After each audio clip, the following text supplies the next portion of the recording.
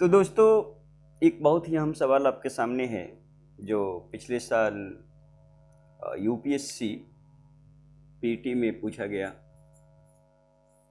जिसका संबंध अधिकार से है कि संपत्ति का कानून किस तरह का अधिकार है। संवैधानिक अधिकार है, कानूनी अधिकार है, मौलिक अधिकार है, सार्वभौमिक अधिकार है या मानव अधिकार है।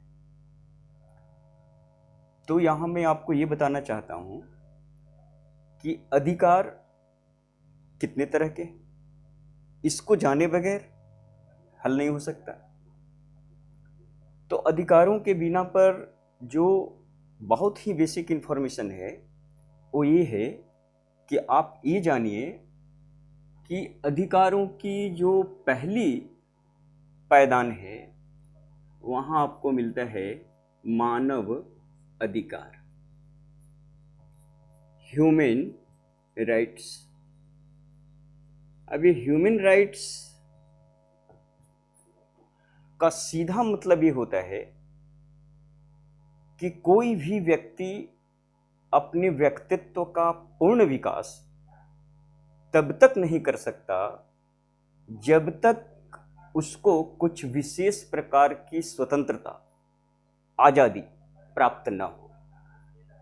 Fuller capacity development of human body and mind can not be obtained without having some types of individual liberty। तो जो आजादी, स्वतंत्रता व्यक्ति के स्तर पर नितांत जरूरी होता है ताकि व्यक्ति अपनी क्षमता का पूर्ण विकास कर सके। जैसे हम क्या खाएंगे, हम कौन सा कपड़ा पहनेंगे, हम कौन सा भाषा बोलेंगे, हम किससे शादी विवाह करेंगे, हमारा पेशा क्या होगा, इन मामलों में जब तक हमें पूर्ण आजादी नहीं मिलती है, समाज, राष्ट्र, सरकार, धर्म यदि ये तय कर रहे हैं कि हम क्या खाएंगे, हम क्या पहनेंगे, हम कौन सी भाषा बोलेंगे, हम कौन सा व्यवसाय करेंगे, तो ऐसी स्थिति में माना जाता है कि मानव के, नागरिक के व्यक्तित्व का पूर्ण विकास नहीं हो सकता और सभ्यता अपने उच्चतम शिखर को प्राप्त नहीं कर सकती, उसका विकास अवरुद्ध हो जाएगा।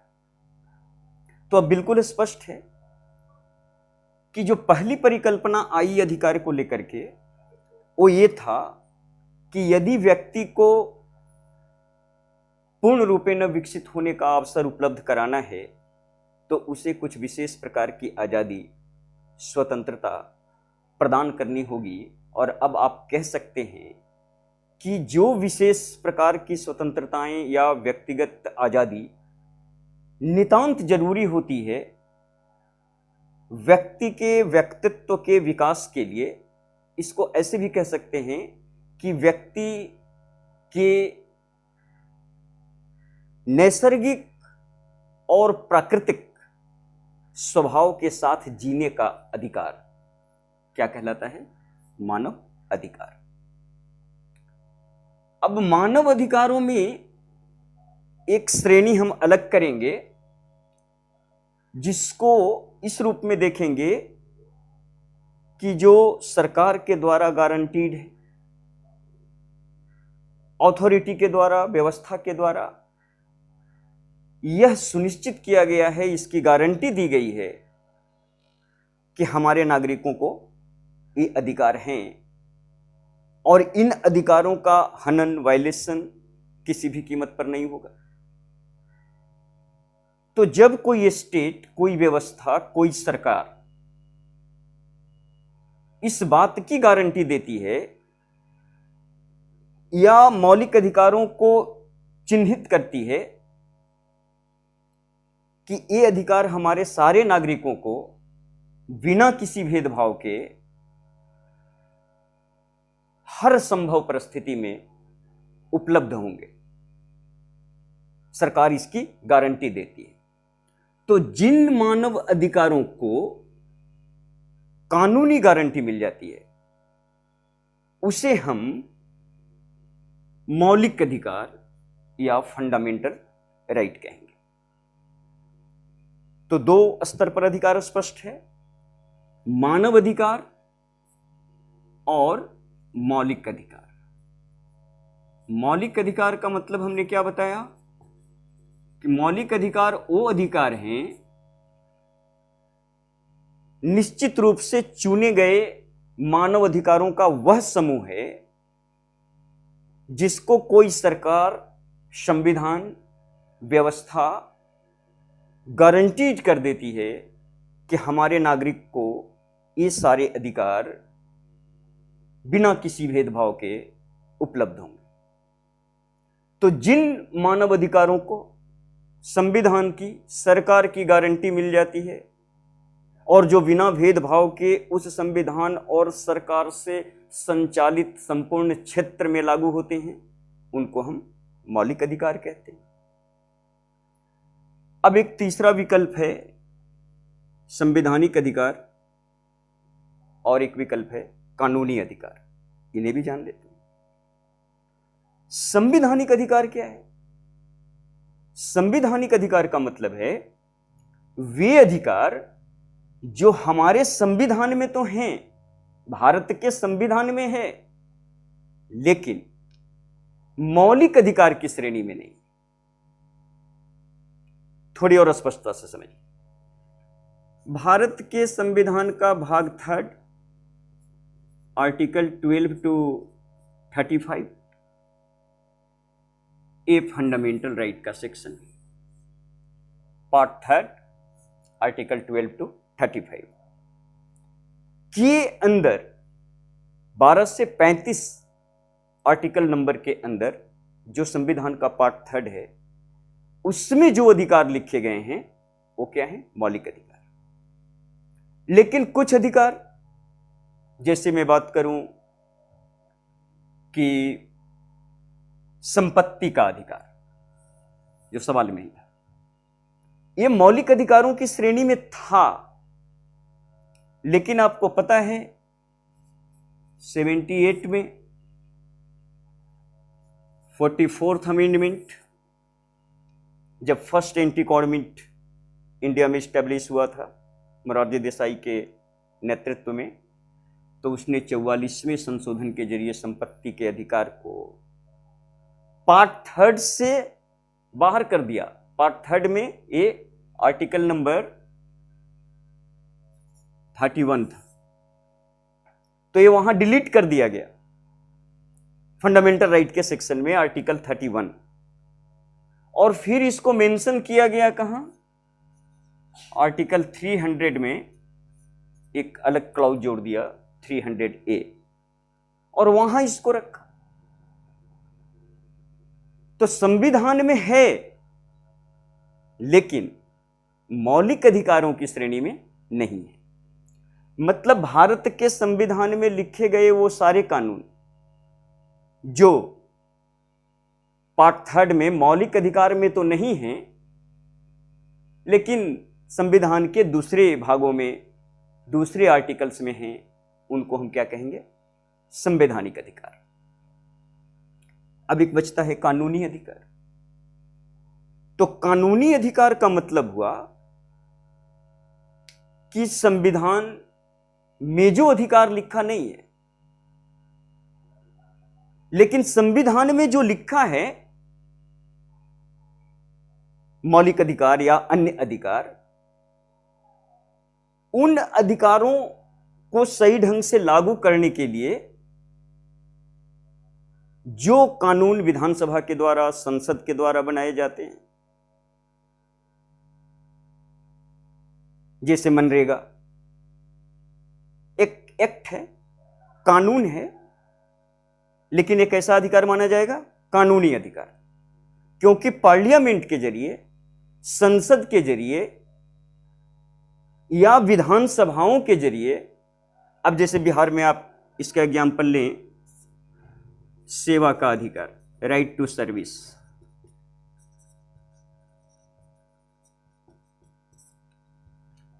बिहार विधानसभा ने पास किया और इसके तहत बिहार के नागरिकों को यह अधिकार मिला कि आपको आय प्रमाण पत्र, जाति प्रमाण पत्र, चरित्र प्रमाण पत्र जैसे कुछ जो आवश्यक सेवा हैं एक निश्चित अवधि में आपको दी जाएगी। मनरेगा का कानून पार्लियामेंट से बना, जिसमें यह कहा गया कि गांव में रहने वाले इच्छुक व्यक्ति को 100 दिनों का रोजगार प्रतिवर्ष दिया जाएगा। तो ये जो अधिकार मिला, जो विधानसभाओं के द्वारा या पार्लियामेंट के द्वारा, आप ये भी कह सकते हैं कि म्यूनिसिपैलिटीज के द्वारा, ग्राम पंचायत के द्वारा निर्णय लेने से जो अधिकार मिल रहा है, विधानसभाओं में एक्ट पास होने से जो अधिकार मिल रहा है, पार्लियामेंट के एक्ट से जो अधिकार मिल रहा है, उसको कहेंगे कानूनी अधिकार। संवैधानिक अधिकार जो संविधान में तो है लेकिन पार्ट 3 में फंडामेंटल राइट की श्रेणी में नहीं। मानव अधिकार ऐसे सारे अधिकार जो एक व्यक्ति को चाहिए ताकि वो प्रकृति की एक स्वतंत्र इकाई के रूप में अपने को जी सके, अपने व्यक्तित्व का पूर्ण विकास कर सके, अपनी इच्छा के अनुसार जीवन जीने का अधिकार। मानव अधिकार, सार्वभौमिक अधिकार भी वही मानव अधिकार, व्यक्ति मात्र का जो अधिकार है, जो हर समय, हर परिस्थिति, हर जगह रिक्वायर्ड है। तो सार्वभौमिक अधिकार कहिए या मानव अधिकार कहिए, ये सबसे बड़ी श्रेणी हुई अधिकारों की, मानव अधिकार या सार्वभौमिक अधिकार। इसी में एक सिलेक्टेड ग्रुप है जिसको हम क्या कह रहे हैं, मौलिक अधिकार। क्या कह रहे हैं, मौलिक अधिकार। और ये क्या है, मानव अधिकार। मानव अधिकारों में से ही कुछ को चिन्हित कर लिया, रिकॉग्नाइज कर लिया, पहचान कर लिया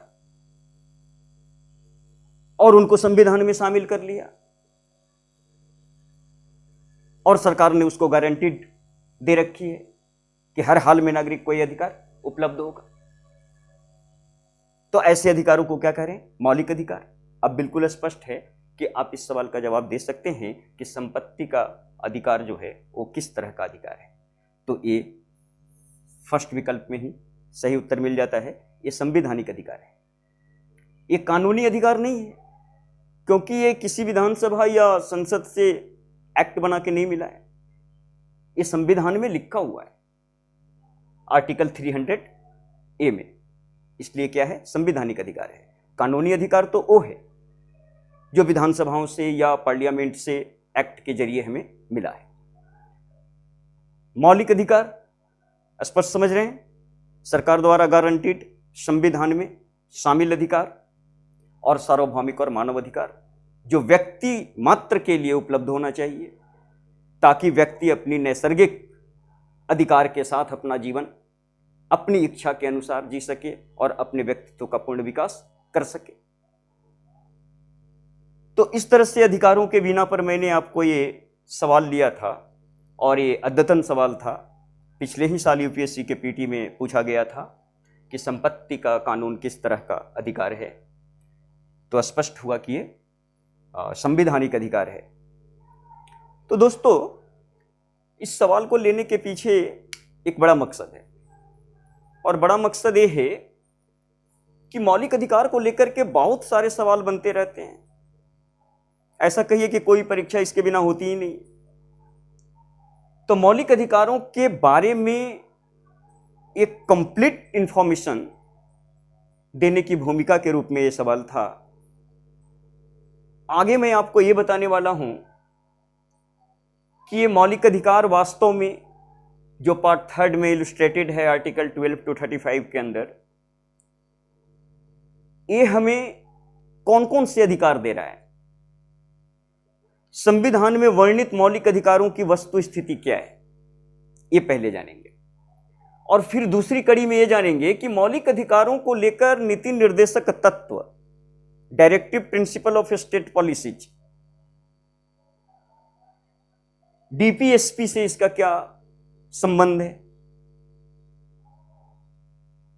और फिर देखेंगे तीसरे लेवल पर कि आर्टिकल 368 जो इंडियन कॉन्स्टिट्यूशन का अमेंडमेंट